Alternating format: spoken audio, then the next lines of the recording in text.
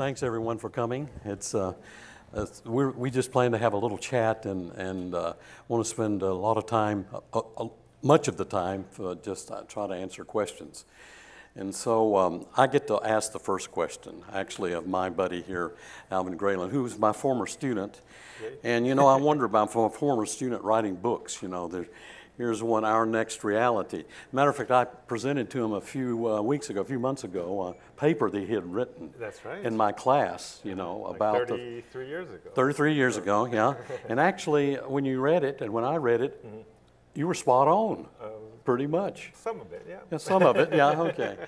But Alvin, I had this experience with you when you gave the commencement address. To the College of Engineering, Electrical Engineering Department, Yeah. who he's a graduate of electrical engineering at the University of Washington. And he had the whole audience of graduates mesmerized with his talk. And he's talking a lot about the stuff that he put in the book along with Louis Rosenberg. But he ended with this amazing question he asked all the students. And his question was, think about this. What would you do if you didn't have to work? Yeah. So, you going to comment on that? What are you going to do if you didn't have to work? Well, I'm kind of already doing it now, right? In the sense of I took over for Tom's job at the Virtual World Society, and it's an organization to help diffuse these amazing technologies that were coming out, but to do it in a safe and responsible way for the most betterment of the world. And I spent the last since October in this position. It's a big shoes to fill, but I am very happy to be doing that, and also going around talking to more people and helping share the light and share more new mindsets about how to think about our world and our policies, and how do we treat each other, and how should we use technology, because we all know that technology is a two-edged sword. All technology are a two-edged sword. So we need to make sure that we take that technology and maximize the beneficial side, and then try to minimize the harm that can be done. And I think XR and AI are the two hottest topics right now, particularly at this conference. And both of these have a much higher potential for doing good than it is for doing bad. But unfortunately, a lot of the policies and a lot of the talk today is really focused on the bad side and the scary side of the technology. And unfortunately, also a lot of the major players, particularly in the AI side, have focused on creating a fear out there so that they can then have more sense of power and more control and more influence in terms of regulation, and using fear as a way of regulatory capture. So so I've been spending a lot of time talking at different places. I was just in DC a week and a half ago talking to a lot of folks and that are policymakers to try to get them to understand what can be done and what are all the good things that we can do, and how can we also make sure that the benefits that will come can be shared more evenly, because that is one of the biggest issues is these technologies are going to bring amazing benefits, but they are right now in our current structure with our current mindset will not be shared. And in fact, will be even more hoarded than it is today, and more used to control and more used to dominate, which is completely an antithesis of what we want this technology to be able to bring out for us. So now, back to your question. Now that you've had a load relieved, what are you doing with your time? What am I doing with my time? Well, you've given me a chance to dream again. Ah. Yeah. Instead of cranking on the grindstone here, I get a chance to look up and think about, okay, what do I do now? I mean, if I'm the grandfather and these are grandchildren, yeah. I'd want to love my grandchildren, spend more time with my grandchildren. Absolutely. But as old guys start to do, you think about, well, what can you do now? I mean, there's nothing I can do to help this technology along because it's happening. It's happening so fast I can't even keep up with it. But it's like this tree that you plant. it has grown, and I can barely climb up this tree. But now it's time for me to look beyond the tree and at the stars. And what I like to spend my time, dream time, thinking about is, okay, where do we really go to here from here?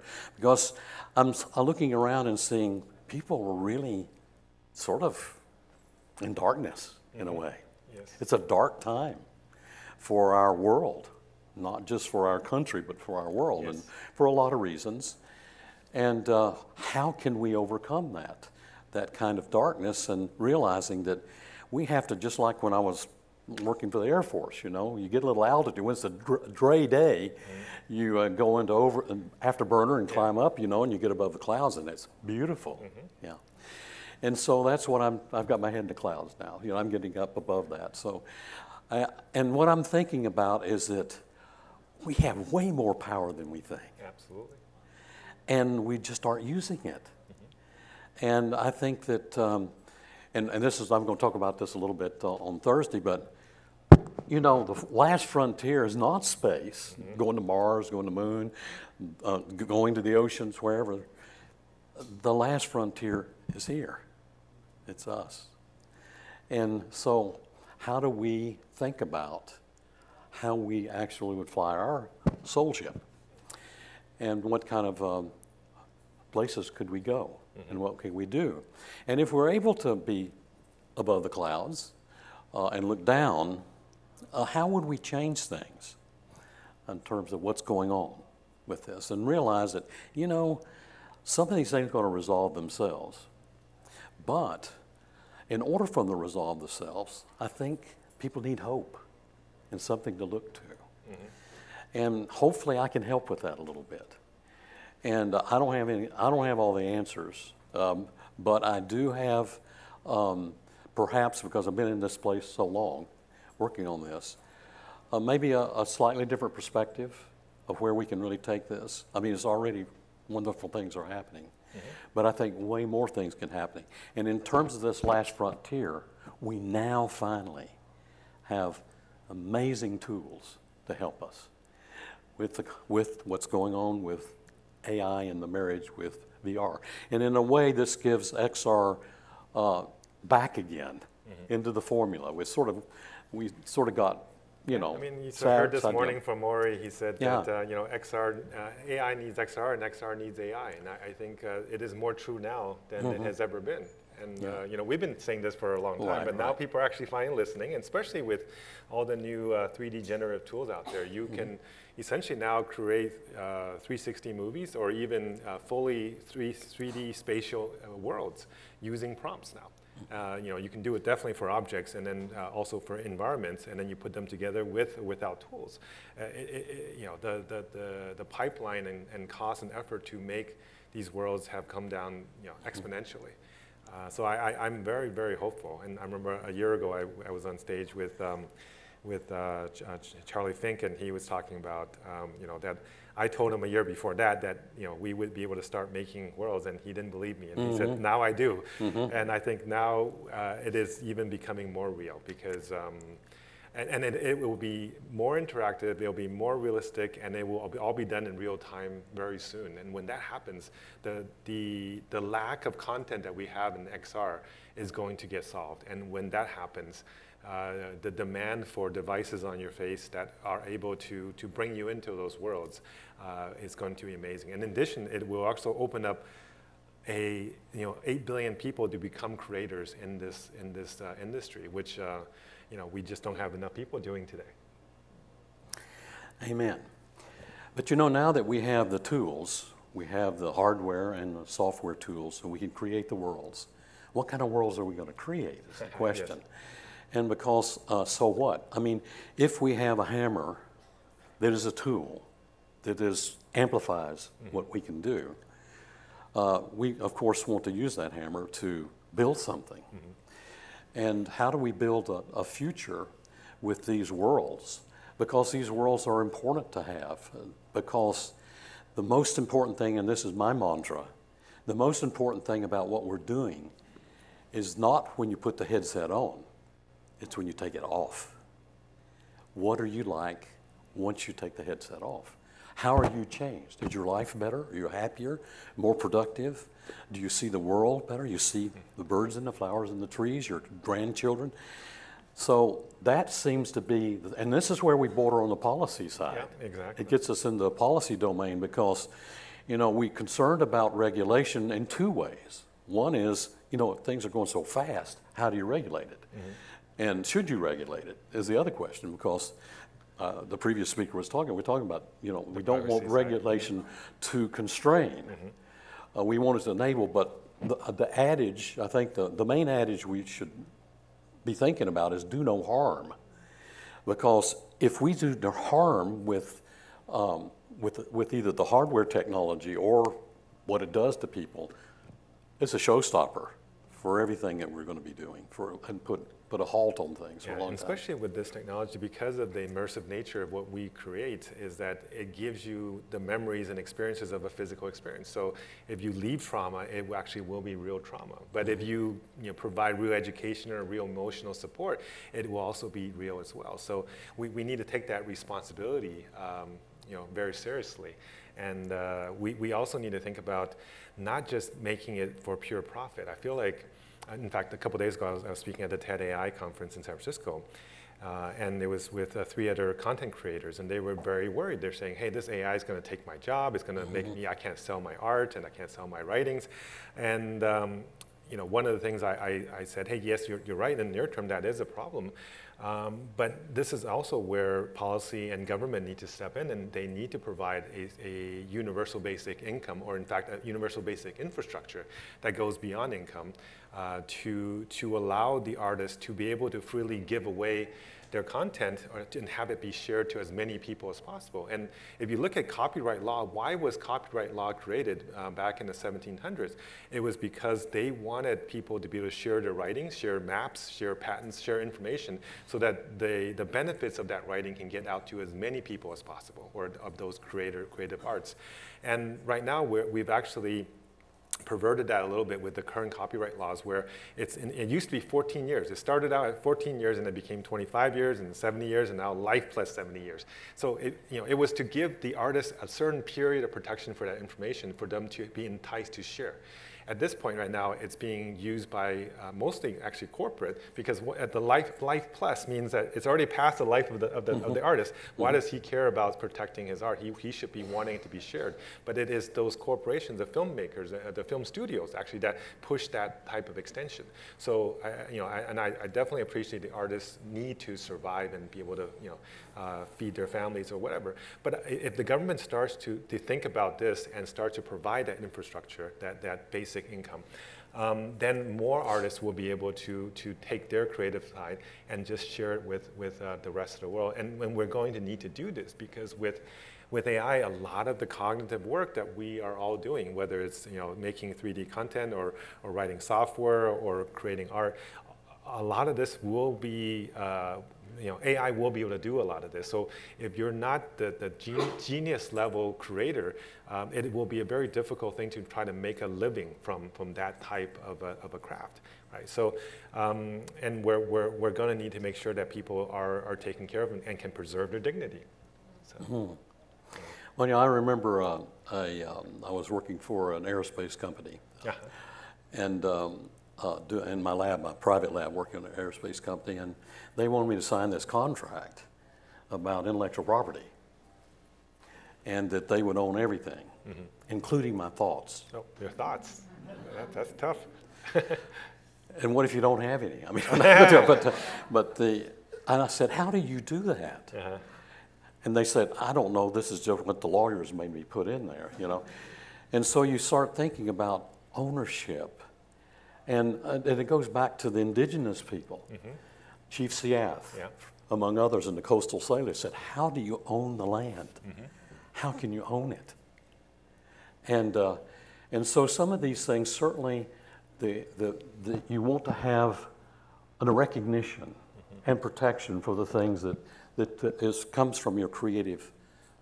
But the fact that you're getting it out there, you want to get it out there for the purpose of others enjoying it and using it and things like that. So I think the question is, how does the government step in and do those kinds of things? And when in fact they have the industry breathing down their back, because the industry is competing with each other. And when you think about it, competition it helps, but it also hurts. But one of the things we see here, it was pointed out today, I think, in our little conversation about the amazing, what we saw on the stage, on the main stage. When would you ever see Qualcomm and Google and and Samsung and all these guys on the same stage? So it's like, in order for one company to win in this community, everybody has to win, because we need install base. We need to have people using this, because that's where the miracle is going to happen with the technology. And the way we get that, I believe, is not only with all of the us guys in the trenches working together, but also the companies that are cooperating. Say, for all of us to succeed, we need to be working together. I cannot agree more. And recently I wrote a paper in Substack called Abundantism, and it talks about we need a new mindset in terms of how we think. Oh, thank you. You read it. How we think about the world and our relationship to the world and to each other. And for the last 10,000 years, we've actually pushed ourselves into a world of scarcity, and so our mind have adjusted to that world, and we feel like we need to hoard and control and have hierarchy because we've grown up in that world, because we are adaptable animals. That's why we are so successful as a species, is because of our adaptive nature.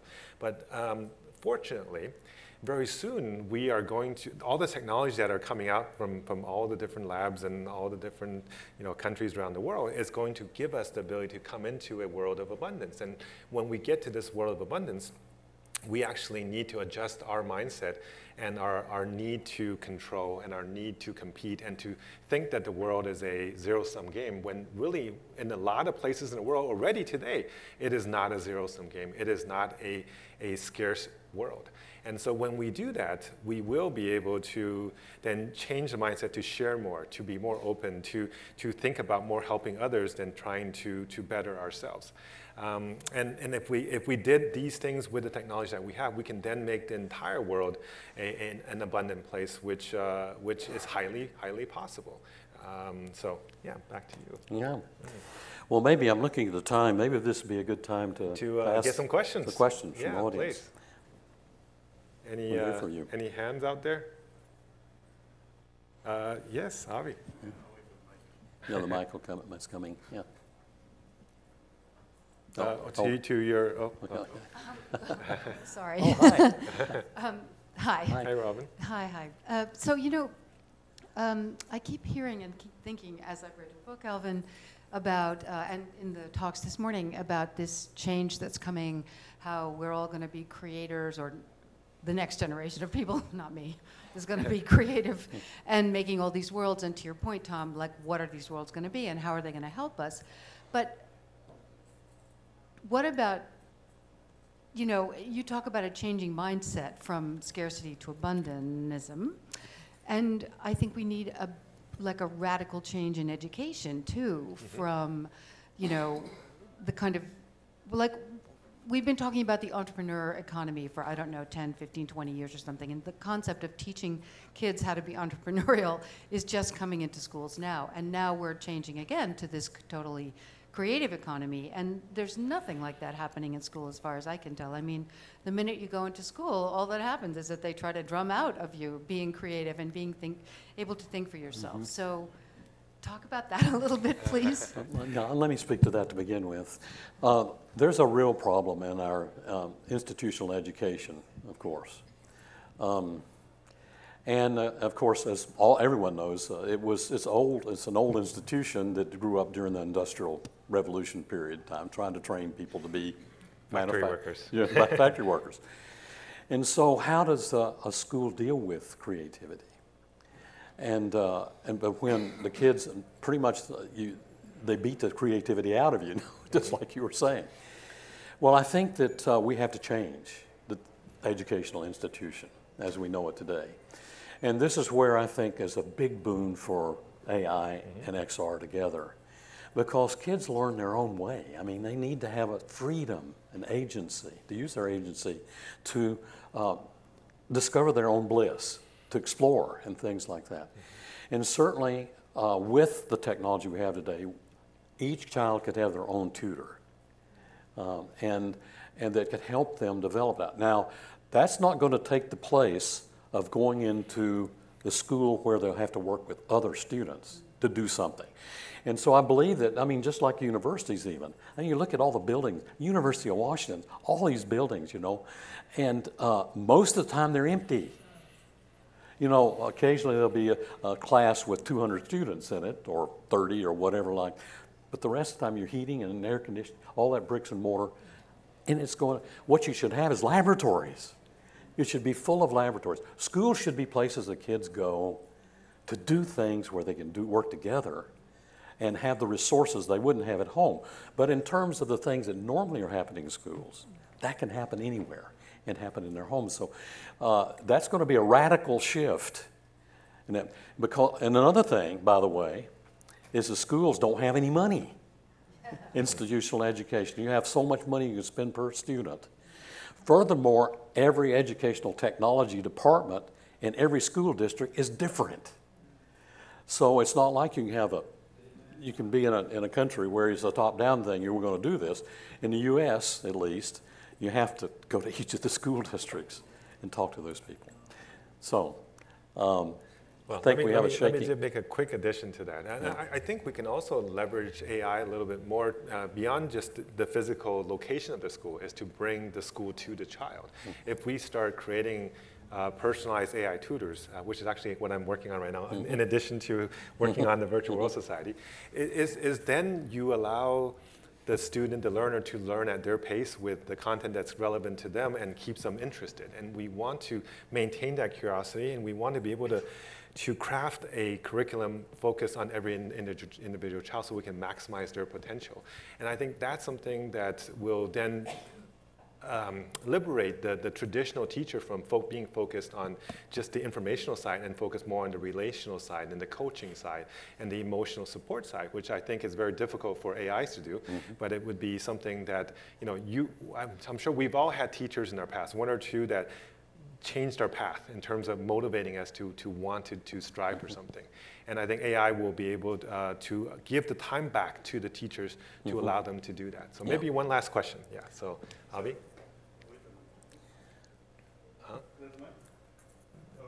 We're out of time. I think there's still, it says there's still 4 minutes according to this. Yeah, go ahead, Avi. Yeah. So anyway, you guys know I agree with almost everything you said, and especially about the abundance and all that. Only one point I wanted to make was you almost got to this on the copyright laws and moral rights. It happened as a response to the printing press in Europe anyway, right, about 400 years ago, and it took 400 years to try to figure this out and get to the system we are, and we have a lot less time to figure this out.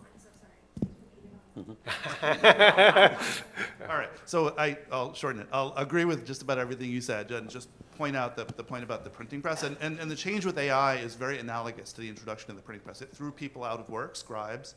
All of a sudden now they had to go make olive oil instead of making books, right? But we adapted to it, and now we're in an interesting place with it. Anyway, the one thing that I would push back on and want to see what you say about this is you both kind of agreed that we don't want regulation. It's too soon, and it stifles things. And my question is, isn't there a way to do regulation that doesn't stifle? Like can we hold companies accountable for doing good without specifying to the level of building codes? You know, building codes took years to evolve. We figured out the best way to build a building. You have to follow it. But we don't have time. That's not what I'm saying. But can we basically figure out a way to say to companies, you have to prove to us that you're doing something beneficial, because we're not going to just give you the benefit of the doubt and say it's okay to just make money blindly until people push back. It's not okay to move fast and break things. You have to really think it through. And can we do better in terms of how we regulate? Yeah, actually, I think maybe you misunderstood, at least my perspective. I actually think we do need certain level of regulation. I think the current laws that are being proposed to saying 10 years of no regulation is a very dangerous thing. And the reason I'm saying that we need to use the good part of technology is that we need to change the mindset of those leaders of those companies, because right now the AI companies are essentially trying to use the government to actually give them all the resources they have without any type of control, and that will be misuse of technology. In fact, we're now duplicating the same models through 10, 20 different labs. It's a wasteful use of the resources of the country and of the people and of the taxes, and where that money could be used in other places. We do need to make sure that not only is the companies obligated to somehow think about not just profit but doing good, but then there needs to be still the government needs to have a support system for all the people that will be displaced, because no matter how much you regulate them, there is still going to be significant displacement for a certain class of workers, and initially more in the software and art and those type of creative sides. But later on, even in manual workers, you're going to have that issue. So the government needs to start preparing that. I think in parts of Europe, you already have that issue. They've taken care of that a lot better than they have in the U.S. But the American government and their mindset here is definitely not prepared for what's coming. Yeah, sorry. Anything to add? No, I agree. Okay. I guess maybe we can one more question over there. That was super fast one. Yeah. I have a really fast one. Okay. So my question is, you had mentioned universal basic income as the solution for the worker displacement. Would that be the only solution, or do you have any other ones up your sleeve? Well, I know Americans have a little bit of a dislike for the concept of universal basic income. But I think it's also because there's a misunderstanding of what it represents. Universal basic income is not being paid not to work. It's being paid to do what you love, right? Because, and it's not just universal, but it's also unconditional. I think that the U stands for two different things, where when you know that you are going to have unconditional income in, people's mindset changes. The current American system for welfare is actually counterproductive, because it's reinforcing the poor to continue to be poor. Because if you have more than $2,000 in the bank, they take away that welfare. In places in other parts of the world, where it's properly, I guess, enforced or executed, is that no matter what you do, no matter what your education, no matter what your income is, you have the right to that. And when that happens, you start thinking, okay, now that I know I'm safe, I'm going to go and get some more education. I'm going to go start a company. I'm going to get more healthy. I'm going to take care of my kids. And those things are all positive forces that will make the world better. Whereas today, people are forced to stay at home and watch TV, because if they did anything else, they would make too much money and they would lose their income, right? And so we need to properly implement UBI. But UBI is not just income; it should be universal infrastructure, basic infrastructure, including healthcare, including food, including the access to the internet and access to AI. Right? So all of those things are going to be universal rights, I think, to every human, and we do have enough resources to make that available to everyone. So, are we out of time? Okay. Yeah. All right.